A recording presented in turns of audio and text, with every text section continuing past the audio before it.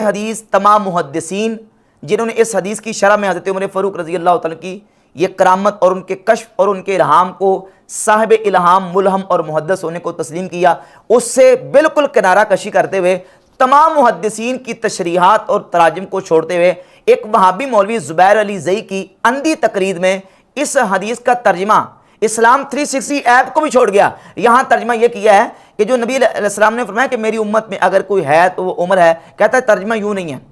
بلکہ اس کا ترجمہ یہ ہے کہ اگر میری امت میں کوئی ہوتا تو عمر ہوتا، ہوتا تو عمر ہوتا۔ یعنی مقصود یہ نہیں کہ حضور یہ بتا رہے ہیں کہ امت میں ہے، یہ کہتا بتا یہ رہے ہیں کہ اگر ہوتا تو عمر ہوتا، چونکہ ختم نبوت ہو چکی ہے لہذا عمر محدث نہیں ہے، عمر صاحب الہام نہیں ہے، جبکہ یہ معنی بالکل احادیث کے بھی خلاف ہے اور شارحین کی تشریحات کے بھی خلاف ہے، اور اس حدیث کا معنی آج تک کسی نے یہ نہیں لیا کہ یہ مطلب ہو کہ اگر کوئی ہوتا تو عمر ہوتا۔ اب اس حدیث کا جو ترجمہ کر رہا ہے اس کو قیاس کر رہا ہے جامع ترمذی کی حدیث کے اوپر کہ جامع ترمذی میں حدیث ہے نبی علیہ السلام نے فرمایا لو کان بعدی نبی لکان عمر، اگر میرے بعد کوئی نبی ہوتا تو وہ عمر ہوتے۔ تو چونکہ وہاں بھی کہا گیا کہ میرے بعد اگر کوئی نبی ہوتا تو عمر ہوتے، تو ایسے یہاں یہ کہا گیا ہے کہ اگر ان میں سے کوئی میری امت میں ہوتا تو عمر ہوتا،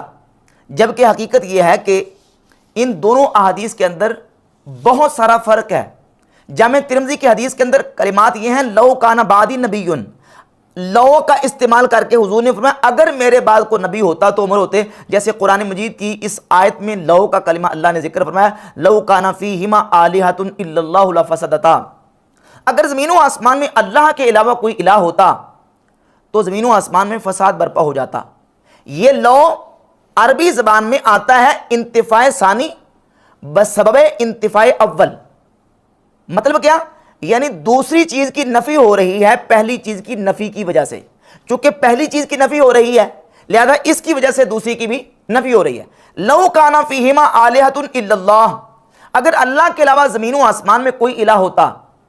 تو زمین و آسمان میں فساد برپا ہوتا، چونکہ اللہ کے علاوہ زمین و آسمان میں کوئی الہ نہیں ہے لہذا زمین و آسمان میں فساد برپا نہیں ہوا۔ یہاں کلمہ لو ہے، لیکن جہاں نبی پاک علیہ الصلوۃ والسلام نے حضرت عمر فاروق کی منقبت بیان کی اور ان کا صاحب الہام محدث اور ملہم ہونا بیان کیا ہے، اس میں لفظ ہے ان کانا اور ان یکن، وہاں معنی یہ کہ اگر کوئی ہے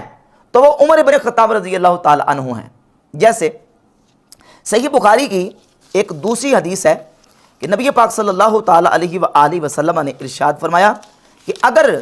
تمہاری دواؤں میں کوئی خیر ہے، ان کانا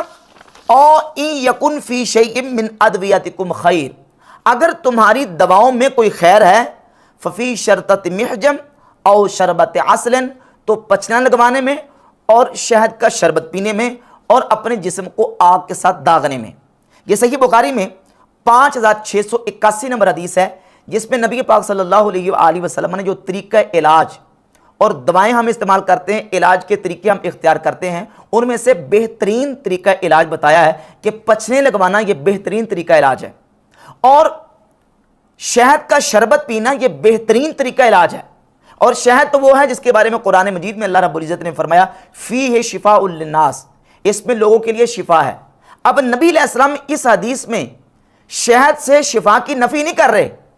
بلکہ حضور اثبات کر رہے ہیں، اور اثبات بھی اس انداز سے فرما رہے ہیں کہ فرمایا کہ ان یکن فی شیء من ادویتکم خیر، اگر تمہاری دواؤں میں کوئی خیر اور بلائی ہے ففی شرطت محجم، تو پچنا لگوانے میں، اور شربت عسل، یا فرمایا کہ شہد کے شربت میں یا آگ کے ساتھ داغنے میں، اس میں خیر ہے۔ یہ بہترین طریقہ علاج ہے، جس طرح عربی میں کہا جاتا ہے کہ ان کان لی صدیق فانہ خالد، بھئی اگر میرا کوئی دوست ہے تو وہ خالد ہے۔ یہاں خالد سے دوستی کی نفی نہیں ہو رہی، یا نفی کرنا مقصود نہیں ہے بلکہ یہ بتانا مقصود ہے کہ میرے دوستوں میں سے سب سے بہترین دوست اگر کوئی ہے تو وہ کون ہے؟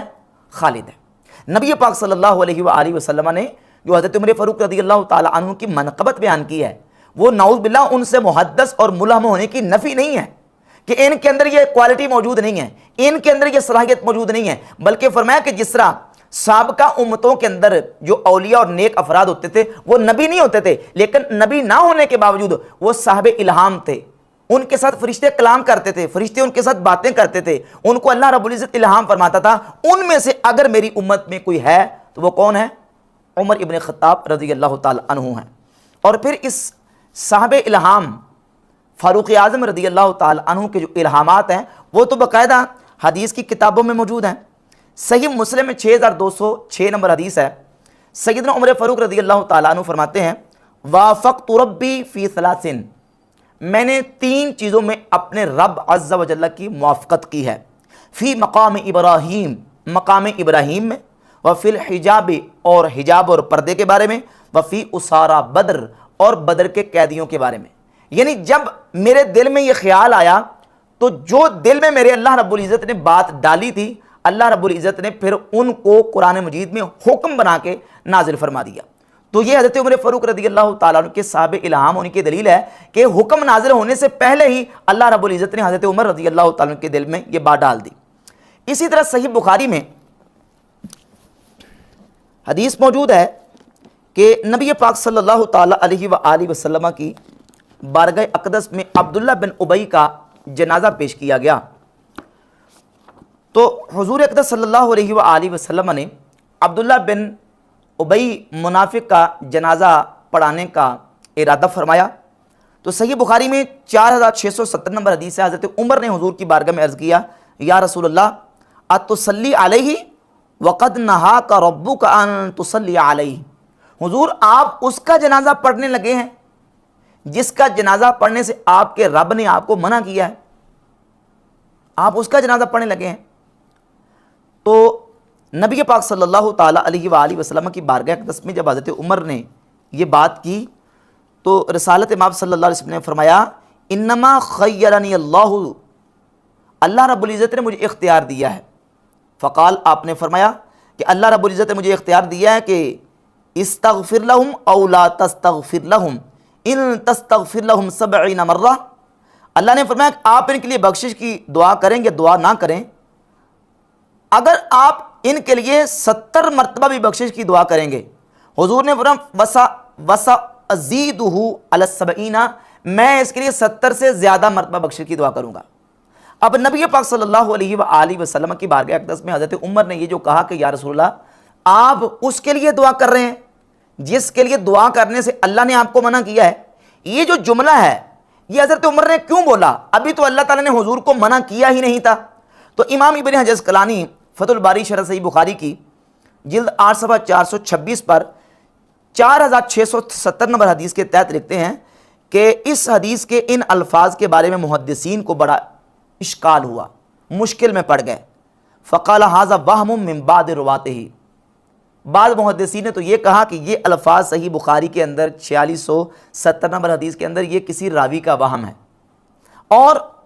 قال القرطبی، امام قرطبی نے کہا لعل ذلك وقع فی خاطر عمر فیکون من قبیل الالہام،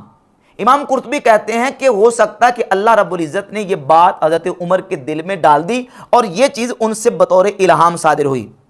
وَيَحْتَمِلُ أَن يَكُونَ فَهِمَ ذَلِكَ مِنْ قَوْلِهِ، اور یہ بھی ہو سکتا کہ حضرت عمر نے قرآن مجید کی دوسری آیت مَا كَانَ لِلنَّبِيِّ وَالَّذِينَ آمَنُوا أَن يَسْتَغْفِرُوا لِلْمُشْرِكِينَ، اس آیت سے استدلال کر کے یہ سمجھا ہو کہ ان کے لیے بخشش کی دعا نہیں کرنی۔ حافظ ابن حجر یہ تبصرہ امام قرطبی کا ذکر کرنے کے بعد کہتے ہیں قلت، میں کہتا ہوں الثانی یعنی ما قالہ القرطبی اقرب من الاول، دوسرا قول جو قرطبی نے ذکر کیا ہے صاحب الہام ہونے کا کہ اللہ رب العزت نے ان کے دل میں بات ڈال دی اور الہام کر دیا، کہتے اقرب من الاول، یہ پہلے قول سے زیادہ قریب ترین ہے۔ تو صحیح بخاری کی 4670 نمبر حدیث سے بھی حافظ ابن حجر اسقلانی اور امام قرطبی کے بیان کے مطابق سیدنا عمر فاروق رضی اللہ تعالیٰ عنہ کا صاحب الہام ہونا ثابت ہوتا ہے۔ اور ابن تیمیہ نے تو جب حضرت عمر فاروق کا ذکر کیا نام تو ابن تیمیہ مجموع الفتاوی کی جلد 11 صفحہ 65 پہ لکھتے ہیں فَإِنَّ سَيِّدَ الْمُحَدَّثِينَ والمخاطبین الملہمین، یعنی اس امت کے محدثین یعنی صاحب الہام لوگوں کے سردار اور مخاطبین جن کے ساتھ فرشتے خطاب کرتے ان کے سردار اور صاحب الہام لوگوں کے سردار ہوا عمر بن الخطاب، وہ حضرت عمر بن خطاب فاروق اعظم رضی اللہ تعالیٰ عنہ کی ذات اقدس ہیں۔ تو بحمد تعالیٰ سیدنا عمر فاروق رضی اللہ تعالیٰ عنہ کا صاحب الہام ہونا امت کا محدث اور مخاطب اور ملہم ہونا ان احادیث طیبات سے بالکل واضح ہوتا ہے، جیسے ثابت ہوتا ہے کہ نبی کریم صلی اللہ علیہ وآلہ وسلم کی امت میں سب سے بہترین جو محدث ہے وہ حضرت عمر ابن خطاب فاروق اعظم رضی اللہ تعالیٰ عنہ، ملہم، مخاطب، اور جن کے ساتھ اللہ رب العزت کے فرشتے خطاب کرتے ہیں۔ اگر الہام اور کشف یہ ختم نبوت کے اینٹی اور مخالف ہیں، تو پھر حضرت عمر اور حضرت عمر کے بارے میں جن جن محدثین اور جن جن لوگوں کے یہ عقیدے اور نظریات ہیں کہ وہ صاحب الہام ہیں، ان کو اللہ رب العزت الہام اور کشف فرماتا ہے، وہ سارے ختم نبوت کے ڈاکو ہیں، وہ سارے ختم نبوت کے منکر ہیں۔ جبکہ یہ مرزا جیلمی کا وہ بہتان ہے تمام امت کے اوپر کہ جس کو مرزا جیلمی دلائل کی دنیا میں صحیح ثابت نہیں کر سکتا۔ اب رہ گئی بات مرزا جیلمی کے ان استدلالات کی جو اس نے چند احادیث سے کرنے کی کوشش کی ہے، جبکہ ان احادیث پہ مرزا جیلمی کے دعوے کے اوپر کوئی دلیل موجود نہیں ہے۔ دعویٰ اس کا یہ ہے کہ کشف اور الہام یہ ختم نبوت